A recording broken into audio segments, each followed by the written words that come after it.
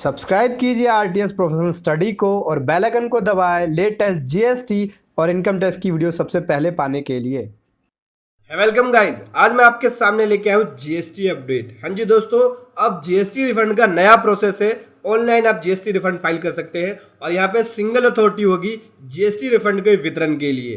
तो इस नए प्रोसेस को समझने के लिए बने रहे मेरे साथ वीडियो के एंड तक। As low to do, as low to discuss, but before we begin we start pen drive courses. तो दोस्तों, आप इन सभी कोर्सेज की तैयारी घर बैठे ही कर सकते हैं। तो इस नंबर पे कॉल कीजिए या फिर इस वेबसाइट पे जाके विजिट कीजिए।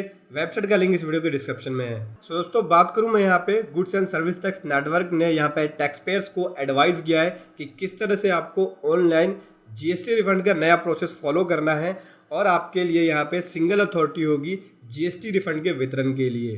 The online processing of refund applications and single authority disbursement has been implemented. Taxpayer are advised to take notes the following changes. So दोस्तों, यहाँ पे गवर्नमेंट कह रही है जीएसटी रिफंड के लिए एक ऑनलाइन प्रोसेस होगा रिफंड एप्लीकेशंस के लिए और यहाँ पे सिंगल अथॉरिटी होगी जीएसटी रिफंड के वितरण के लिए। ठीक है, यहाँ पे जीएसटीएन कह रही है रिफंड एप्लीकेशन जो फाइल किया जाएगा टैक्स पेयर के द्वारा अब फॉर्म RFD 01 के अंदर किया जाएगा, इलेक्ट्रॉनिकली होगा, ऑनलाइन होगा टैक्स ऑफिसर के द्वारा। और जितने भी कम्युनिकेशन है, जितनी भी बातचीत है टैक्स ऑफिसर्स के बीच या टैक्स पेयर के बीच, ठीक, वो इलेक्ट्रॉनिकली होगी। दैट मीन्स ईमेल के द्वारा या एसएमएस के द्वारा। ठीक है, और यहाँ पर रिफंड का जो डिसबर्समेंट है, दैट मीन्स रिफंड का जो वितरण होगा वो एक सिंगल अथॉरिटी करेगी, central board of indirect tax and custom CBIC। ठीक है दोस्तों, इसके द्वारा किया जाएगा। पहले क्या हो रहा था, स्टेट का रिफंड है तो स्टेट के द्वारा किया जा रहा था, सेंटर का रिफंड है तो सेंटर के द्वारा किया जा रहा था। अब क्या है, यहाँ पे सिंगल अथॉरिटी होगी CBIC, यहाँ पे रिफंड का वितरण करेगी यहाँ पे पब्लिक फाइनेंशियल मैनेजमेंट सिस्टम के थ्रू। ठीक है, जब आपका बैंक अकाउंट वैलिडेशन हो जाता है, यहाँ पे अलग अलग फॉर्म्स बताए हैं कि किस तरह से आपको फॉर्म्स को फॉलो करना है और किस तरह से आपको प्रोसीजर को फॉलो करना होगा। तो हम बात करते हैं सबसे पहले फॉर्म के अंदर आपको यहाँ पे RFD 01 फाइल करना है। ये टैक्स पेयर के द्वारा फाइल किया जाएगा और ये एक रिफंड एप्लीकेशन है। पुराने तरीके की बात करूं मैं तो पुराने तरीके में पुराने प्रोसेस के अंदर टैक्स पेयर्स जो है वो RFD 01A फाइल कर रहे थे। जैसा कि आपने मेरी पुरानी वीडियो के अंदर भी देखा होगा, मैंने बताया आपको कि किस तरह से आपको RFD 01A फाइल करना है।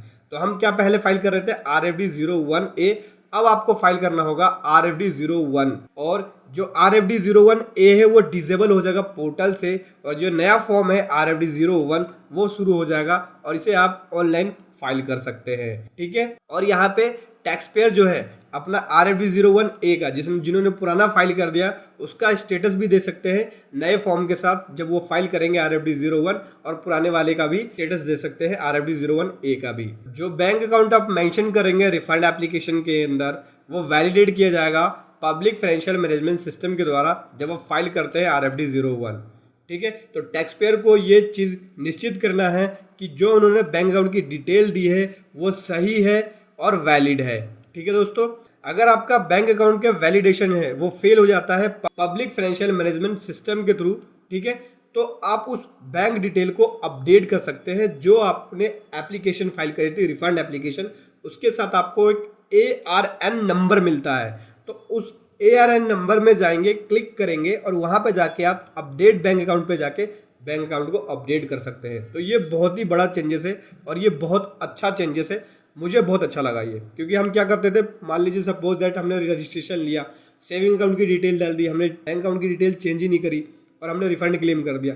ठीक है, रिफंड आ गया सेविंग अकाउंट में, हम रिफंड को देख रहे रिफंड कहाँ आया, तो उसके अंदर प्रॉब्लम होती थी। अब क्या करना है आपको, जब आपने रिफंड एप्लीकेशन फाइल कर दिया है तो आप बैंक अकाउंट की डिटेल को चेंज भी कर सकते हैं। चेंज करने के लिए आप नॉन कोर अमेंडमेंट का जो रजिस्ट्रेशन है, रजिस्ट्रेशन 14 के अंदर जाके आप वहाँ पे बैंक अकाउंट की डिटेल को चेंज कर सकते हैं। तो ये बैंक अकाउंट डिटेल का जो ऑप्शन है, अपडेट बैंक अकाउंट डिटेल का ऑप्शन, वहाँ पे आप जाके जब आप नॉन कोर अमेंडमेंट फाइल कर देंगे तो वहाँ पे जाके आपने जो अपडेट किया होगा बैंक अकाउंट को वो सेलेक्ट कर सकते हैं उस बैंक अकाउंट को और अपडेट कर सकते हैं अपने बैंक अकाउंट को।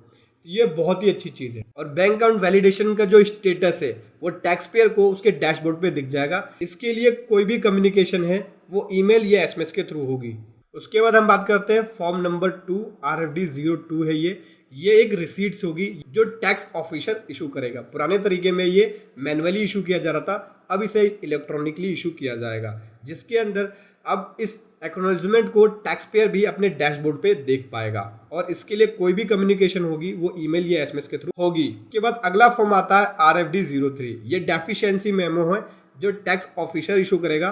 पुराने तरीके में ये मैनुअली इशू किया जा रहा था और यहाँ पे ऑटो रिक्रेडिट नहीं था आईटीसी या कैश का। दैट मीन्स आपके आईटीसी लेजर से रिफंड जब आपने क्लेम किया तो वो घट गया, ठीक है, ये कैश लेजर से घट गया, लेकिन आपके आईटीसी लेजर के अंदर दोबारा रिक्रेडिट करने के लिए ऑटो का ऑप्शन नहीं था। मैनुअली वो टैक्स ऑफिसर आपके फॉर्म को देखता था, डेफिशिएंसी मेमो को देखता था क्या कारण है, किस वजह से। अब क्या होगा इलेक्ट्रॉनिक प्रोसेस में, क्या होगा कि यहाँ पे टैक्स ऑफिसर डेफिशिएंसी मेमो को इलेक्ट्रॉनिकली कर सकता है, ठीक है। और जो आईटीसी आपके क्रेडिट लेजर से या कैश लेजर से कैश घट गया है, ठीक, वो ऑटोमेटिकली रिक्रेडिट हो जाएगा। तो ये भी एक बहुत बड़ा चेंजेस है। डेफिशिएंसी मेमो टैक्स पेयर अपने डैशबोर्ड पे देख सकता है और जो डेफिशिएंसी मेमो इश्यू हुआ है उस ARN के अगेंस्ट जो उसने रिफंड फाइल करी थी, उसके बाद टैक्स पेयर एक फ्रेश रिफंड एप्लीकेशन भी फाइल कर सकता है। अगला फॉर्म आता है RFD04।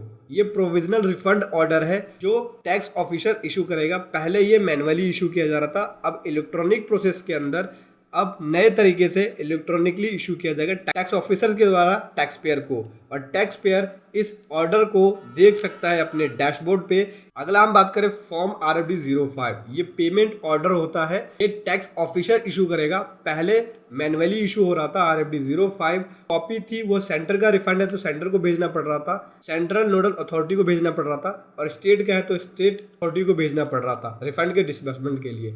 अब यहाँ पे इलेक्ट्रॉनिक प्रोसेस में क्या होगा, यहाँ पे tax officer RFD05 electronically issue कर सकता है और टैक्स ऑफिसर को RFD05 की कॉपी भेजने की जरूरत नहीं है सेंट्रल नोडल अथॉरिटी को और स्टेट अथॉरिटी को, ठीक है दोस्तों। यहाँ पे टैक्स पेयर जो है RFD05 को पेमेंट ऑर्डर जो है, ठीक है, रिफंड पेमेंट ऑर्डर वो डैशबोर्ड पे देख पाएगा। दोस्तों जो रिफंड ऑर्डर है टैक्स ऑफिसर के द्वारा इशू होने के बाद बैंक अकाउंट डिटेल जो आपने मेंशन करी है रिफंड एप्लीकेशन में वो वैलिडेट होगा पब्लिक फाइनेंशियल मैनेजमेंट सिस्टम के द्वारा। अगर आपका बैंक अकाउंट के अंदर कोई भी वैलिडेशन फेल होता है, ठीक, पब्लिक फाइनेंशियल मैनेजमेंट सिस्टम के थ्रू, तो आप बैंक अकाउंट को अपडेट कर सकते हैं। जो आपको ARN नंबर दिया गया है वहाँ पे जाके आप बैंक अकाउंट को चेंज कर सकते हैं। और आपको बैंक अकाउंट को अपडेट करने के लिए अगर आप बैंक अकाउंट के अंदर कुछ भी चेंजेस करना चाहते हैं तो आप नॉन कोर अमेंडमेंट फाइल कर सकते हैं फॉर्म REG14 के अंदर जाके।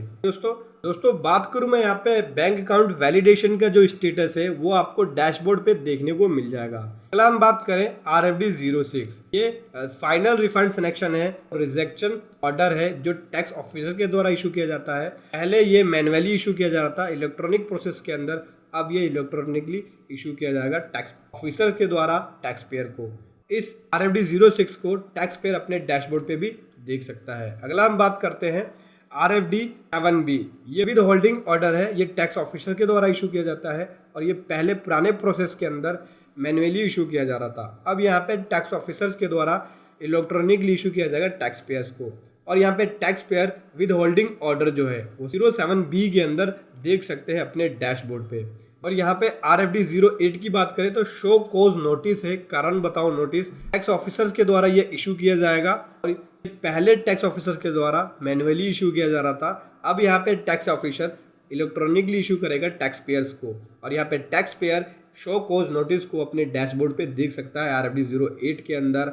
और यहाँ पे टैक्स पेयर्स को रिप्लाई करना होगा विद इन 15 डेज के अंदर शो कोज नोटिस का टैक्स ऑफिसर्स को। अगर टैक्स पेयर रिप्लाई नहीं करता है 15 डेज के अंदर टैक्स ऑफिसर को, तो यहाँ पे टैक्स ऑफिसर उस रिफंड एप्लीकेशन पे एक्शन ले सकता है। RFD09 रिप्लाई है, जिसे रिप्लाई है शो कोज नोटिस का टैक्स पेयर के द्वारा। ये टैक्स पेयर के द्वारा इस फॉर्म को भरा जाएगा। और यहाँ पे पहले क्या हो रहा था, मैनुअली नोटिस का रिप्लाई कर रहे थे शो कोज नोटिस का टैक्स पेयर, अब यहाँ पे टैक्स पेयर इलेक्ट्रॉनिकली रिप्लाई कर सकते हैं शो कोज नोटिस का ऑनलाइन फॉर्म भर के RFD09 के अंदर, ठीक है। और इसके अंदर सपोर्टिंग डॉक्यूमेंट भी अपलोड कर सकता है टैक्स पेयर। अगर यहाँ पे रिप्लाई नहीं किया जाता है टैक्स पेयर के द्वारा शो कोड नोटिस का RFD09 के अंदर, तो यहाँ पे टैक्स ऑफिसर उसको रिप्लाई नहीं कर पाएगा। अगला आता है PMT03। ये order for recredit of rejected amount है। जो आपका अमाउंट रिजेक्ट हो गया है तो ये ऑर्डर होगा रिक्रेडिट के लिए। दैट मीन्स आपके ITC लेजर या कैश लेजर के अंदर जो रिफंड घटा है, माइनस हुआ है, वो दोबारा से क्रेडिट हो जाए, दोबारा से प्लस हो जाए, उसके लिए यहाँ पे ऑर्डर इशू किया जाएगा। ये फॉर्म जो इशू किया जाएगा वो टैक्स ऑफिसर के द्वारा इशू किया जाएगा। पहले यहाँ पे क्या हो रहा था, टैक्स ऑफिसर डिटेल्स को अपलोड कर रहा था, जो आपका रिफंड रिजेक्ट हो गया है, ठीक है, आईटीसी लेजर के अंदर दोबारा से रिक्रेडिट करने के लिए टैक्सपेयर के आईटीसी लेजर में, ठीक। अब यहाँ पे इलेक्ट्रॉनिक प्रोसेस की बात करें तो यहाँ पे टैक्स ऑफिसर्स को इलेक्ट्रॉनिकली PMT 03 करना होगा टैक्स ऑफिसर्स को, और यहाँ पे ऑटोमेटिक ही आपका आईटीसी जो है वो रिक्रेडिट हो जाएगा, आपका क्रेडिट लेजर के अंदर या कैश लेजर के अंदर रिक्रेडिट हो जाएगा ऑटोमेटिकली। यहाँ पे टैक्स ऑफिसर्स को डिटेल अपलोड करने की जरूरत नहीं है।